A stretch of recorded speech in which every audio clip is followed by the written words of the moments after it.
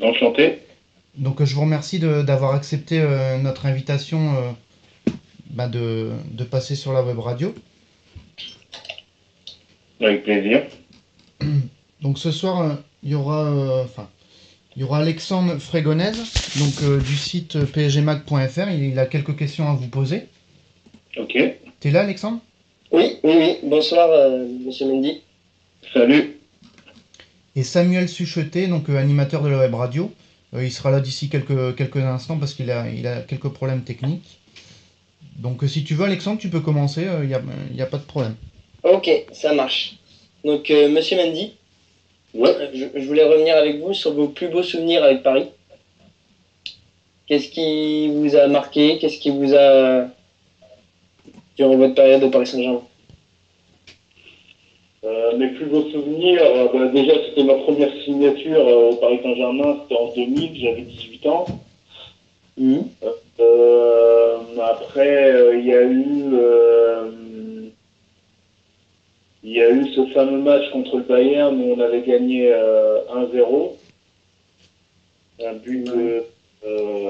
en Ligue des Champions, un but de Laurent, je crois. Oui. Euh, il y a eu la finale de Coupe de France contre Marseille, où on gagne 2-1, un but d'Edouard Cissé et du cage de Rasso. Après, il y a plein de moments. Il y a mon fameux but aussi avec, en Coupe de la Ligue contre Lens. Il y a eu le 7-0 contre Rosenborg. Euh, Voilà, c'est déjà pas mal, je pense. Tous les matchs de Ligue des Champions. Ouais, les matchs de Ligue des Champions, les gens entendent la fameuse musique, ça te prend ça te prend les tripes et après, t'es excité, motivé pour pouvoir jouer le match, quoi. C'est clair. C'est clair. Et comparé à, je vais revenir aussi sur le Parc des Princes. Vous y allez toujours, je suppose? Ça fait longtemps que je suis pas allé. Ça fait longtemps que je suis pas allé. D'accord. Et qu'est-ce que vous pensez de l'ambiance du Parc des Princes à l'heure actuelle et par rapport à ce que vous avez connu vous? Je pense qu'il y avait plus d'ambiance à l'époque que maintenant. Après, il y a encore toujours de l'ambiance, mais c'était différent. Après, bien sûr, je pense que il y a eu pas mal d'incidents, donc ils ont plus voulu sécuriser les familles, notamment les gens qui étaient présents. Donc voilà, mais je trouve que l'ambiance était mieux à l'époque. À l'époque, d'accord. Et aussi en comparaison, vu que vous avez joué en première ligue, Ouais. les stades et l'ambiance, le championnat, il est différent à tout point de niveau ou... Ouais, le championnat est différent à tout point de vue. Déjà, les stades sont complètement pleins, que ce soit le dernier ou le premier ou le milieu de tableau. Les supporters, quelle que soit victoire, non, victoire, Défaite. c'est applaudissent, mais moi j'ai été plus marqué lors de notre défaite où on avait perdu contre Manchester United quand j'étais à Bolton et franchement on s'était pris une raclée en plus qui était quand même debout pour nous supporter quoi. Chose rare Chose rare. en France, je pense que t'as pas d'équipe équivalent championnat anglais qui même quand tu prends une raclée, t'applaudissent quoi. C'est vrai. Enfin, D'accord. c'était ça qui m'avait surpris. Donc voilà. Ok. Une question sur l'effectif parisien à l'heure actuelle. Y a-t-il un joueur qui vous surprend, en bien ou en mal? Euh, Non, je crois que à chaque confrontation qu'on a pu faire contre le Paris Saint-Germain, les joueurs étaient très disponibles, surtout à la fin des matchs, et il n'y avait pas de méchanceté sur le terrain. Donc, je crois que c'est un effectif de qualité. Après, il y en a qui sont peut-être surhumains. Quand tu prends Zlatan avec le nombre de buts qu'il met et le nombre de passes décisives qu'il met, rien que le fait qu'il soit sur le terrain, les défenseurs ou l'équipe adverse est focalisée sur lui. Donc il a une aura extraordinaire, quoi. Donc on se rend bien compte que quand Zlatan n'est pas là, Paris marche moins bien. Et peut-être que s'il avait été là contre Chelsea, on serait déjà en demi-finale, quoi. Mais je dirais Zlatan parce que pour tout ce qu'il fait, que ça soit sur ou en dehors du terrain, c'est un exemple.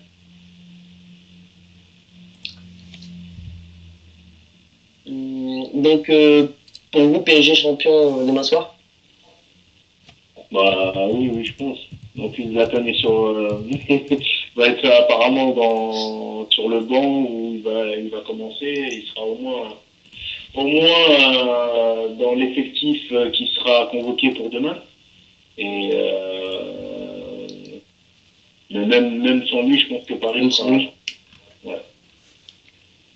Donc ça sera au parc et ça sera pas plus mal avec les supporters. Ça sera une belle victoire. Voilà, exactement. Que pensez-vous de l'arbitrage français en général? Parce que vous l'avez connu sur les terrains, pardon, et maintenant à la télé. Qu'est-ce que vous en pensez? L'arbitrage français, je sais pas, ça va être plus en parler aux entraîneurs qui sont déçus.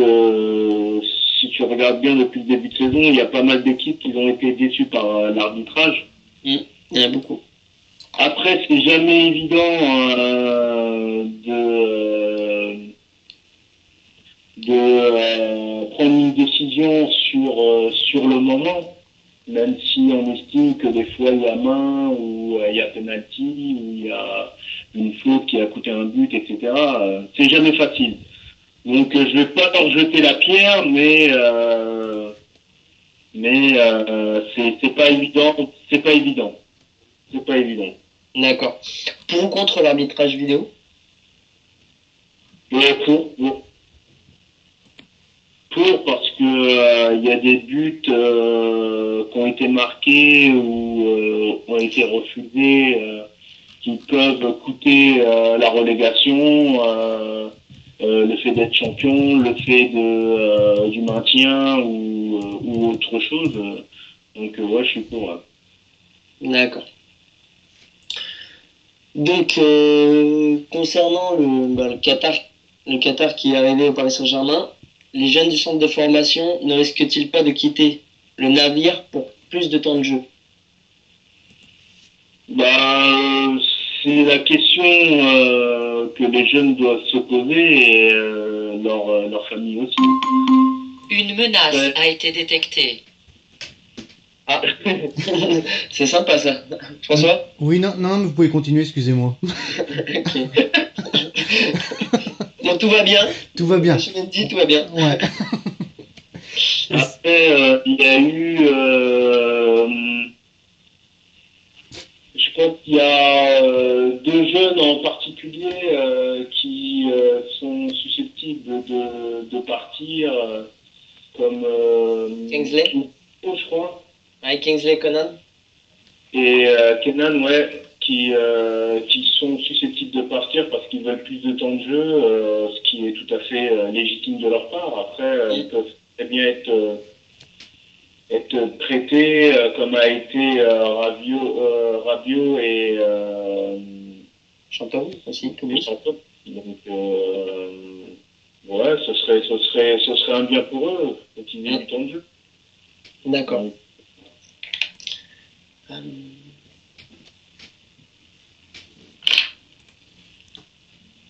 Un petit avis sur Edison Cavani et son petite baisse de régime en fin de saison. Et Eddie, il a tellement donné sur les côtés toute la saison que c'est normal après qu'il soit un peu fatigué quand il retrouve son poste de Son prédilection. passe d'origine. Donc, je pense que la plupart, et je me mets dedans, hein, on lui en voulait par rapport aux actions gâchées contre Chelsea, mais c'est tellement un joueur qui donne tellement tout sur le terrain et qu'on ne peut pas lui en vouloir. Après, c'est sûr qu'il est une baisse de régime par rapport à tout ce qu'il a fourni durant la saison, de jouer sur les côtés et de faire le travail comme il fait. Je pense qu'il n'y en a pas beaucoup d'attaquants de pointe qui le feront. Il a un repli défensif impressionnant. Défensif, il défend avec son latéral, donc c'est bien, franchement, c'est très bien ce qu'il fait. Donc, non, franchement, moi, je lui en veux pas du tout par rapport à une baisse de régime ou par rapport à quoi que ce soit. Donc, pour vous, il sera là l'année prochaine. Après, je sais pas, il y a tellement de spéculations qui tournent autour de lui et hasard, un échange, Mourinho voudrait un attaquant, Paris Saint-Germain voudrait Hazard, après, vous savez, dans le football, ça va tellement vite que un échange serait possible. Lui souhaite jouer en pointe, alors que je pense qu'au départ, on lui a dit qu'il allait jouer en pointe à 2 attaquants. Malheureusement, ça s'est pas fait. Et je sais pas, après, faudra voir dans les jours à venir, mais je pense je pense que dans la rubrique des transferts, on va souvent le citer. Et vous, en tant que joueur, comment vous le vivez cette période où c'est tout ce qui est dit côté médiatique sur ces rumeurs de transfert? Parce que c'est vrai qu'on entend rarement parler les joueurs sur ça, ou alors des phrases très brèves là-dessus. Mais comment vous le vivez, vous? On est tous concernés par le transfert. Après, celui qui vous dira qu'il n'est pas concerné, c'est un menteur. Après, le plus important, c'est de faire tout sur le terrain et de pouvoir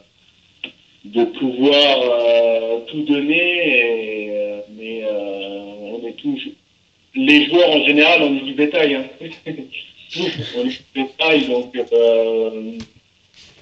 bien sûr que si nos performances ne satisfont pas les dirigeants, ils sont amenés à nous transférer, d'autres clubs sont amenés à nous acheter et vice versa. Donc c'est pas souvent le choix du roi, quoi. Non, c'est pas souvent le choix du roi. Après, je pense que les joueurs ont leur mot à dire, mais des fois c'est difficile. D'accord.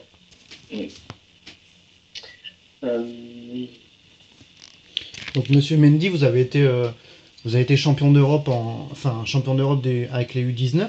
Vous avez gagné la Coupe Intertoto, la Coupe de la Ligue et la Coupe de France. Et aussi vice-champion de France. Et vous avez été aussi international français. Quel est vraiment le titre que vous avez savouré le plus avec tous ces titres? Le titre que j'aurais savouré le plus aurait été champion avec Paris. Ouais. Heureusement, je ne l'ai pas eu. Toujours terminé soit deuxième ou un peu plus loin dans le classement, mais ma meilleure saison avec le Paris Saint-Germain, ça a été en 2004 où j'ai été sélectionné en équipe de France, où j'ai été 5 matchs de Ligue des Champions. Où j'ai été oui, en Ligue des Champions aussi, je pense. Ouais. Oui, 2004. Et j'ai été élu meilleur latéral droit, donc Donc je pense que c'est cette saison-là vraiment la plus complète et la plus aboutie. Après, j'aurais bien aimé être champion avec Paris, quoi. D'accord. Puis en 2003, allez-y. Et en 2003, d'après certains médias, vous auriez pu partir à Liverpool en 2003 et vous avez choisi de réintégrer le Paris Saint-Germain. Racontez-nous un peu cette. Non, en 2003, en fait, il y avait quelques rumeurs comme quoi, vu que j'étais prêté à Bolton, j'avais fait une bonne année là-bas. J'étais parti pour des raisons personnelles donc il fallait que je m'exile un peu chez les British. Et au final, j'avais fait une bonne saison. Après, il y a eu des rumeurs comme quoi Liverpool était intéressé. Mais Ça ne sont restés que des rumeurs. Au jour d'aujourd'hui, j'en sais pas plus que vous. D'accord. J'ai pas entendu les rumeurs, mais sincèrement, j'y prêtais pas trop attention parce que moi, dans mon optique, c'était de revenir à Paris et de pouvoir réussir à Paris. Donc, pas fuir comme certains diront, ou comme peut-être moi j'ai dû le faire, mais j'étais parti pour des raisons personnelles. Et au final, il est lui qui est venu me rechercher et on a fait une année réussie. D'accord.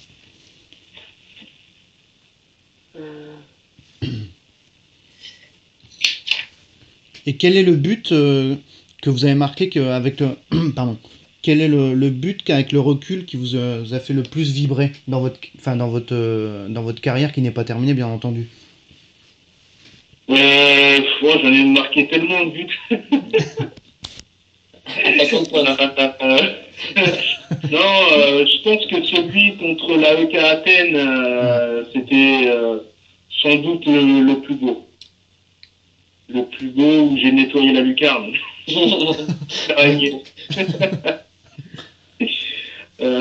pense que c'était le plus beau. Après, bien sûr, de marquer toujours au parc et de faire la communion avec les supporters, c'est toujours mieux. Mais là, c'était à l'extérieur et c'était vraiment un match important en plus et vraiment un très beau but. Une menace a été détectée. Bah, décidément. Je m'en pas. Vas-y, continue si tu as encore des questions. J'en ai plein, alors ça va venir. Ouais. Tu peux parler aussi du PSG aussi actuel, plein de choses aussi. Hein. Excusez-nous, on est une radio amateur, hein, je dis bien, je précise. Non, mais il n'y a pas de souci.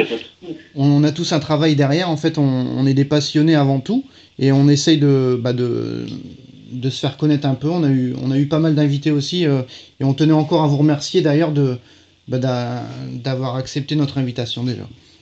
Avec plaisir. Je vous suis sur Twitter, donc je vois un peu ça, de loin. D'accord. Et donc, concernant cette année, est-ce que le PSG doit recruter pour vous, Mercato? Je pense qu'ils vont certainement recruter. Je pense que même si il n'y a pas eu de qualification en demi-finale, je pense qu'ils espéraient aller loin. Malheureusement, ça s'est pas fait. Et je pense que il y a Mota qui disait que il a fait sa shopping list. Comment? Il a fait sa shopping list. Ouais, qu'il fallait des renforts pour pouvoir aller plus loin parce que je pense que le championnat et la Ligue des Champions c'est un monde différent. Je pense que s'ils veulent la gagner un jour la Ligue des Champions, va falloir acheter de très bons joueurs, même s'ils en ont déjà, mais d'acheter encore des joueurs comme Hazard ou d'autres, ou Alves aussi. Donc, je pense qu'ils seront obligés d'acheter pour aller la chercher là plutôt dans les années. Et justement du fair play financier là, Vous en pensez quoi, vous, de ça? Ouais, ce que j'en pense, bon, c'est un peu normal. C'est un peu normal. Après, Paris est dans une dimension comme Manchester City, comme les grands d'Europe. Donc, c'est sûr que on dit que l'argent ne fait pas trop le bonheur, mais mais quand on a des moyens de pouvoir acheter de grands joueurs, on va pas s'en priver. Après, bien sûr, il y a le fair play financier qui est pour tous. Et pour pas aussi désavantager aussi les petites équipes. Donc, bon, je pense que c'est normal. Après, va falloir peut-être mettre comment dirais-je, un plafond à ne pas dépasser. Ça serait bien, comme dans la banque. On va parler aussi un peu de pardon, Javier Pastore. Javier Pastore, avec le transfert assez élevé, vous pensez qu'il a encore un avenir au Paris Saint-Germain ou vous pensez qu'il va être transféré ou voire prêté? Après, ça va dépendre aussi des arrivées. Ça va dépendre aussi des arrivées. Il a été acheté très cher. C'était le premier joueur à être acheté à 42 millions en France, je pense. Si je dis pas de bêtises. Ouais, c'est ça. Après, malheureusement, la première année, ça s'est bien passé, pas l'année suivante. Il y a eu d'autres arrivées et la concurrence est de plus en plus rude. Et il a prouvé aussi que même quand il était sur le banc et qu'il rentrait notamment contre Chelsea, où il a fait une action phénoménale, il a des qualités. Après, il faut le mettre en confiance, je pense, ce joueur-là. Tout n'est pas facile, mais ça va dépendre des arrivées. Ça va dépendre des arrivées pour savoir si il sera prêté ou vendu. Mais je pense qu'il a une cote de popularité qui feront que si jamais il est vendu, Paris pourrait s'y retrouver, mais perdra un peu moins que le prix de vente. Monsieur Mendy, est-ce que vous aimeriez jouer dans cette équipe à l'heure actuelle, à votre poste de latéral? Qui n'aimerait pas jouer dans cette équipe? Je pense que c'est une grande équipe avec de grands joueurs, avec un grand entraîneur, un grand président, des supporters, de très bons supporters. Après, celui qui vous dit qu'il n'aimerait pas jouer à l'heure actuelle au Paris Saint-Germain, c'est un menteur, quoi. Donc oui, moi, si j'aimerais jouer dans cette équipe, oui, bien sûr. Et justement, en parlant de Laurent Blanc, vous en pensez quoi? C'est un très bon entraîneur et vous pensez qu'il va prolonger l'aventure parisienne? Apparemment, le président il disait qu'il allait prolonger. Malheureusement, ça tarde un peu trop. Je pense que ça sera officiel quand ils seront champions demain soir. Après, j'ai cru comprendre qu'il avait mis certains souhaits. Donc, est-ce que le président du PSG acceptera? Ça, je sais pas.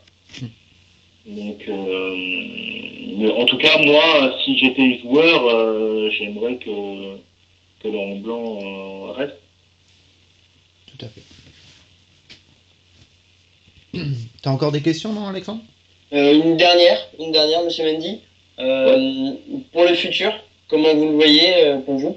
Entraîneur, directeur sportif ou quelque chose dans ce domaine-là?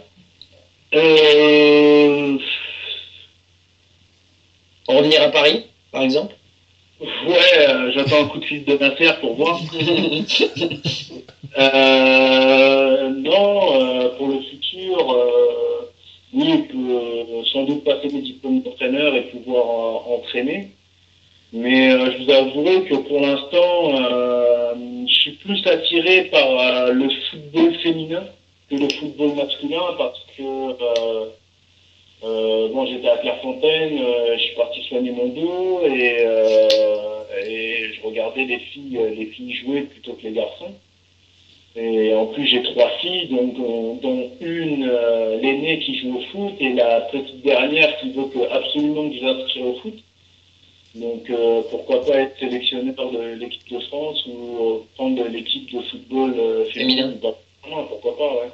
D'ailleurs, par rapport à ça, quel est votre regard sur l'évolution fulgurante de l'équipe féminine comparé à votre période? C'est bien, comparé à c'est mieux. Après, on peut toujours faire mieux, mais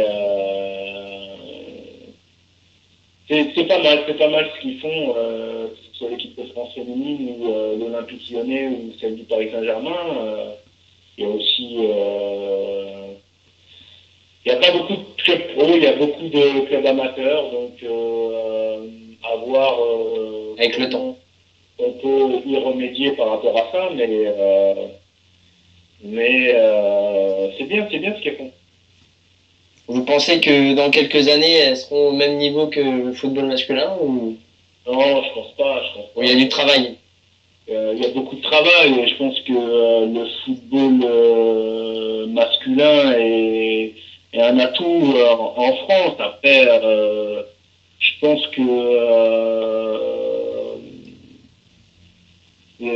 à ce que j'ai cru comprendre, il y a certaines filles qui travaillaient à côté. C'est pas comme nous, les footballeurs, où on ne travaille pas, où on gagne bien notre vie, contrairement aux filles. Mais je pense que ils y arriveront. Il y a des personnes qui sont impliquées là-dedans et vaudrait mieux pour tout le monde que le football féminin existe encore plus. Parce qu'on a vraiment de bonnes joueuses, que ce soit la formation dans les clubs, même à l'IANF, Clairefontaine, on a vraiment des filles très douées et qui, la plupart, jouent avec les garçons au plus jeune âge. Donc voilà, quoi. Il y a aussi une rivalité, mais le football masculin prime avant tout, quoi. D'accord. On peut peut-être poser encore une question sur Edinson Cavani, sur sa saison. Vous en pensez quoi, vous, de sa saison d'Edinson Cavani? Moi, je la trouve bien, sa saison. Déjà d'une, il n'a pas joué à son poste, il a fait des efforts. Après, il a marqué quand même pas mal de buts. Je crois que c'est le 2e meilleur buteur. Ouais. Oui. Donc, pour une première année, c'est costaud, alors qu'il n'a pas joué à son poste. Donc, chapeau. D'accord. En tout cas, monsieur Mendy, on tenait encore à vous remercier au nom de la web radio Ville Lumière. Merci d'avoir participé à notre émission de ce soir. Avec plaisir. Et excusez-nous pour ces petites erreurs techniques, on débute. Les alertes virus. D'ailleurs, on n'a pas réussi à ravoir Samuel, donc on le salue parce qu'il nous écoute. Il est un peu embêté parce qu'il aurait bien aimé participer. Mais on essaiera de replanifier une autre émission avec monsieur Mendy s'il est d'accord. Avec plaisir, de mon numéro. Voilà. Merci beaucoup et puis passez une bonne fin d'après-midi, monsieur Mendy. Merci, de même. Au revoir, monsieur. Au revoir, monsieur Mendy. Donc merci aux 132 auditeurs qui nous ont écoutés. Donc c'est pas mal, bien entendu. Merci à toi, Alexandre, t'es toujours là? Oui, je suis toujours là. Ouais. On a un petit peu bugué entre guillemets sur